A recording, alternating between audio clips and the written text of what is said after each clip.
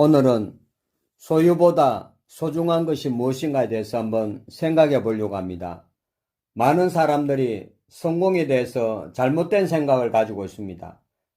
성공이라고 하는 것은 자기가 목표했던 지위를 차지하거나 또 갖고 싶었던 재물을 많이 소유하는 것으로 생각하고 있습니다.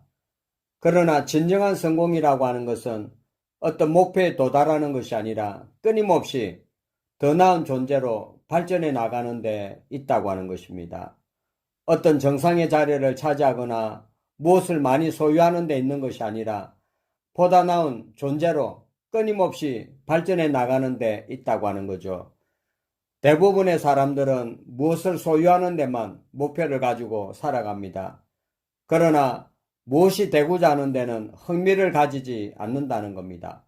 그러나 되어야 할 사람이 되면 가져야 할 것을 소유하는 데는 아무런 어려움이 없도록 하나님께서 축복하시지 않겠습니까?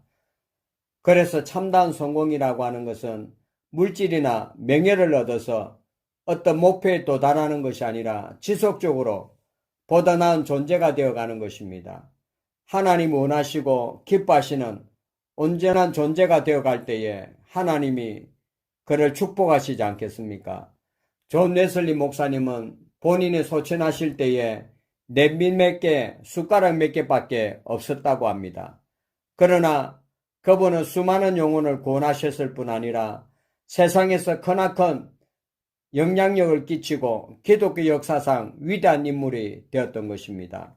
세상의 물질의 세계는 언젠가는 파괴되고 붕괴될 뿐 아니라 없어지지 않겠습니까? 그렇기 때문에 보이지 않는 것, 영원한 것, 하늘에 속한 것을 붙잡기 위해서 물질적인 것을 조금 포기하고 나 자신의 탐욕의 속박에서 먼저 자유함을 얻어야 된다는 겁니다. 오늘 본문에도 보면 예수님이 계명을 다 지켰다고 하는 청년에게 뭐라고 말씀하십니까? 내가 온전하고자 할진대 가서 내 소유를 팔아 가난한 자들에게 주라. 그리하면 하늘에서 보화가 내게 있으리라고 말씀하고 있는 것입니다. 그리고 와서 나를 따르라고 했더니 그 청년이 재물이 많으므로 이 말씀을 듣고 근심하며 갔다고 말씀하고 있는 것입니다. 오늘 본문에서 구원을 받으려면 자기의 소유를 버리라고 하신 것이 아니라는 겁니다. 내가 온전하고자 하면 소유를 버리고 따르라고 하셨습니다. 이 말씀은 무슨 말씀입니까? 주님의 참된 제자가 되어서 하나님의 쓰시는 존재가 되기 위해서는 소유에 대한 집착을 버리라고 하는 것이죠. 오늘 우리가 소유의 속박에서 벗어나려면 어떻게 해야 되겠습니까? 먼저 있을 수도 없는 것 같이 삶을 살아야 된다는 것입니다.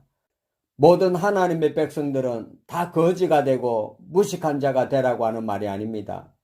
고위직에서 정치를 잘하는 사람도 있어야 되지 않겠습니까?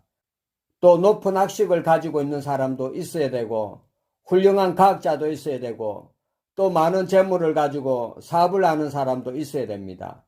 뿐만 아니라 연예인이나 스포츠인들도 있어야 된다고 하는 거죠. 그러나 있을 수도 없는 것 같이 높아도 낮은 자같이 유식해도 무식한 자같이 날마다 자신을 비워버리는 겸손한 삶을 살아야 된다는 것입니다.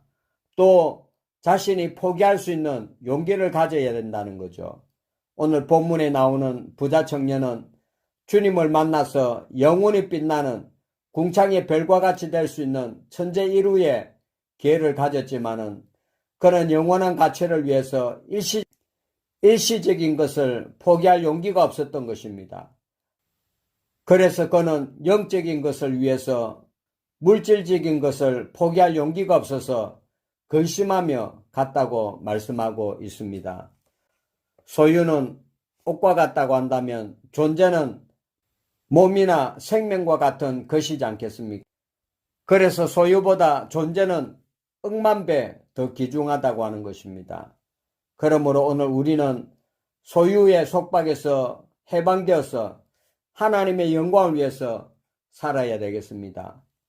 이럴 때 우리는 이웃을 위해서 사랑을 실천할 수 있고 또 하나님이 가장 기뻐하시는 영원한 가치를 위해서 끊임없이 변화될 뿐 아니라 하늘의 소망을 가지고 영원한 것을 붙들고 살아갈 수가 있게 될 것입니다.